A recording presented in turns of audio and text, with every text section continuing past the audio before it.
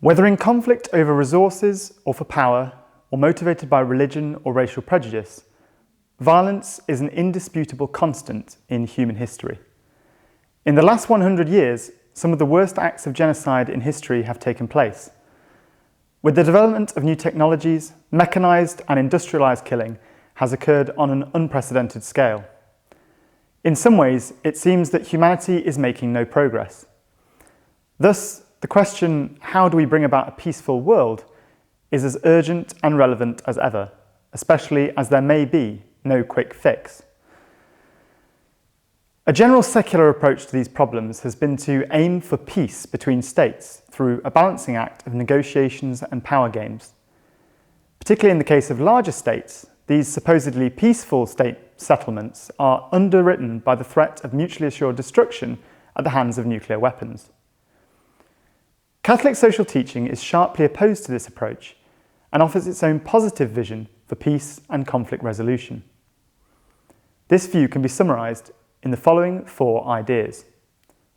Firstly, peace can never be based on fear, the equal supply of weapons, the threat of nuclear weapons, or precarious power games. Secondly, there can be no lasting peace without reconciliation. Negotiations and settlements often do not lead to sustainable reconciliation, but rather only to a temporary and fragile pause in hostilities. Thirdly, it's necessary to build the conditions for a peaceful world in the long term, and this is just as important as resolving ongoing conflicts in the short term. This view is underpinned by the idea that peace is possible and that working towards peace is our duty. Only by committing profoundly to peace and dialogue as a political, social and spiritual project will we be able to bring about a permanent resolution to current and future conflicts. Fourthly, this view that peace is a realistic and positive value is only possible because of a belief in God, who unites us universally across all man-made divisions. To maintain peace, all people must recognise this intimate universal bond, which renders each person of infinite and equal value. Thus, whilst religion can exacerbate conflict, it can also be a source of unity and peace between peoples. At first sight, criticising peace building through negotiations and proposing an alternative of peace as a holistic project might appear to ignore or underplay the difficult reality of the world in which we live. But there is also a long Catholic tradition of living and promoting the project of peace in the midst of great conflict. As part of this tradition, notable Dominicans over the last 100 years have not just advocated for peace from the sidelines, but have chosen to stay in violent situations, promoting reconciliation and helping those in need where other people might reasonably have left. One person who embodies what it means to live out the Catholic project of peace is Pierre Claverie, a Dominican priest of French descent born in Algeria. Pierre was ordained in 1965, just after Algeria had won in a war of independence against colonial France. Although Algeria was now independent, it was faced with having to build a new nation from the ground up, and the country was greatly divided. Furthermore, with the church often associated with the French colonial regime, Christian and Muslim relations were very strained. Pierre responded to this situation by making it his life's work to bring about harmonious relations and a peaceful, modern Algeria. He immersed himself in Arabic and Islamic theology, running an institute which provided a place of study for both Christians and Muslims wanting to learn about Islamic culture and classical Arabic. Whereas many efforts at dialogue involved academic discussions about each other's broad similarities, Pierre argued that in order to achieve true reconciliation, both Muslims and Christians had to acknowledge their profound differences. As he wrote, "Dialogue is a work to which we must return without pause. It alone lets us disarm the fanaticism, both our own and that of the other." Pierre applied this thought to any situation in which conflict might occur, be it in the case of non-violent religious disagreement or in the context of war. In 1992, a brutally violent civil war broke out between Islamist fundamentalists and the Algerian government. Many innocent people were killed. Those who worked for the church were advised to leave Algeria for their own safety. Pierre, however, refused to leave, Not only this, but in the face of the pressure to remain silent, he publicly condemned both parties for their part in the war and urged them to put down their arms.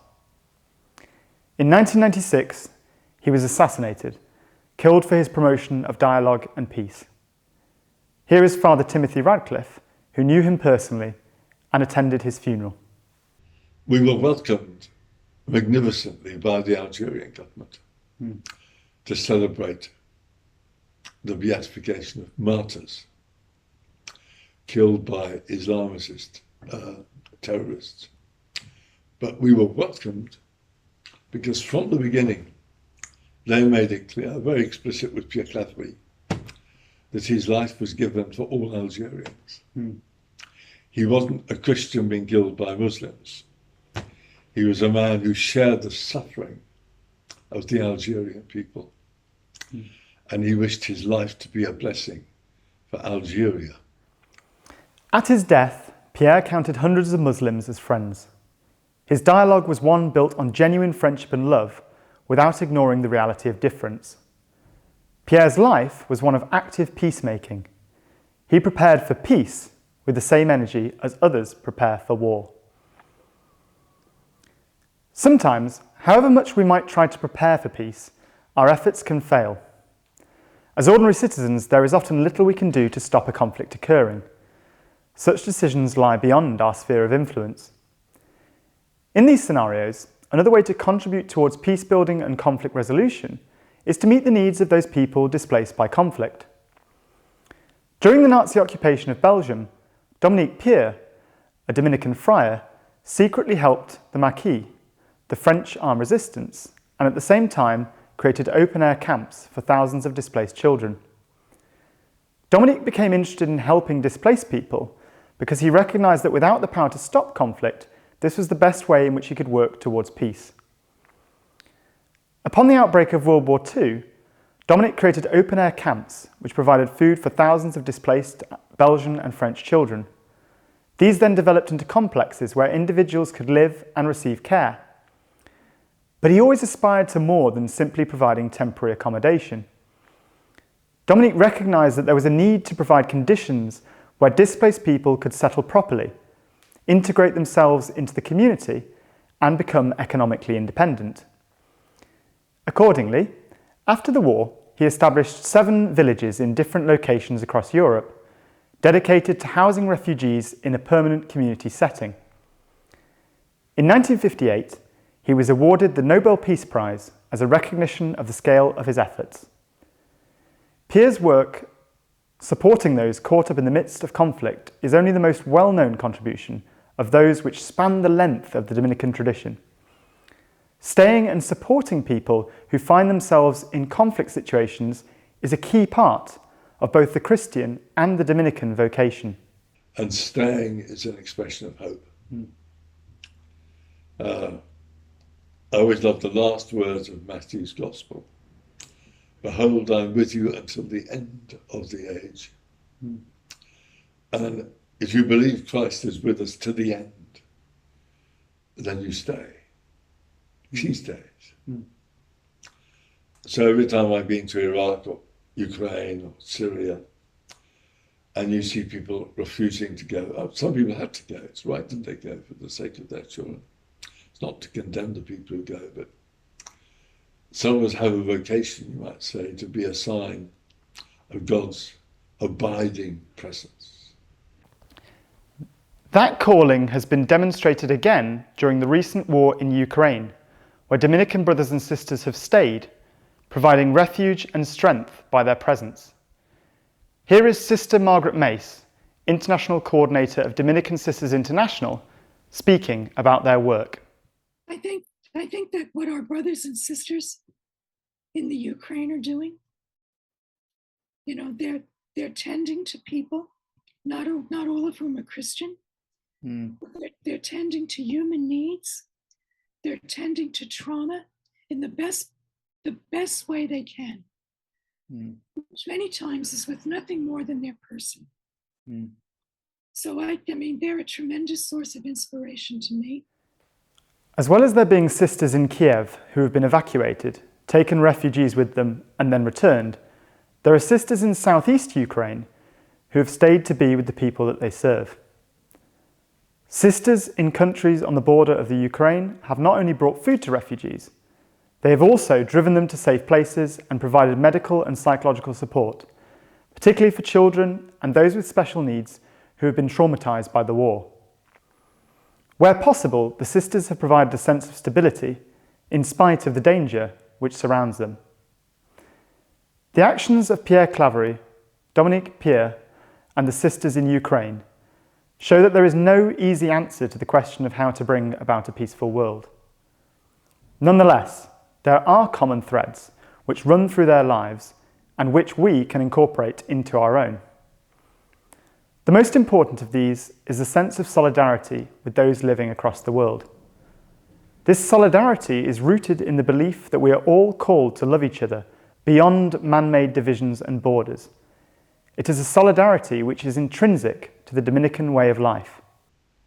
To be a Dominican is already, it's implicit in Catholicism, but it's lived out with us. It's already to belong, as though beyond the boundaries. For me, fundamental to my Dominican identity is that I have brothers and sisters in 107 countries. Well, I have brothers in 107.